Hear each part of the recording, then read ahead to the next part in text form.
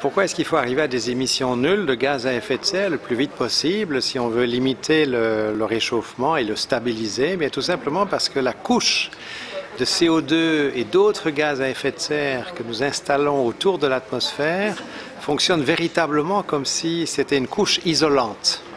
Et on comprend bien que si on continue à épaissir cette couche d'isolante, eh bien, en dessous de cet isolant, là où nous vivons, il va faire de plus en plus chaud, de plus en plus intolérable à un moment donné.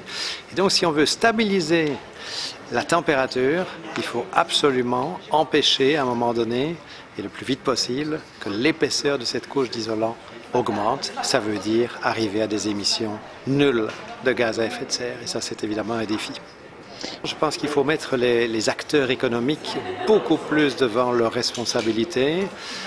Que ce n'est le cas aujourd'hui, et pour cela il y a un langage qu'ils comprennent très bien et que tout le monde comprend d'ailleurs, les citoyens aussi, c'est le prix.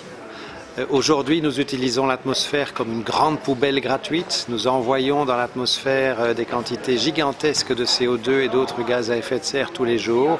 Si nous devions payer pour les dégâts que ces émissions causent, nous ferions beaucoup plus attention et les acteurs économiques feraient beaucoup plus attention et feraient beaucoup plus d'efforts pour diminuer ces émissions. Et donc, tous les systèmes qui conduisent à mettre un prix à la pollution, à faire payer pour la destruction de l'environnement, aident à aller dans la bonne direction.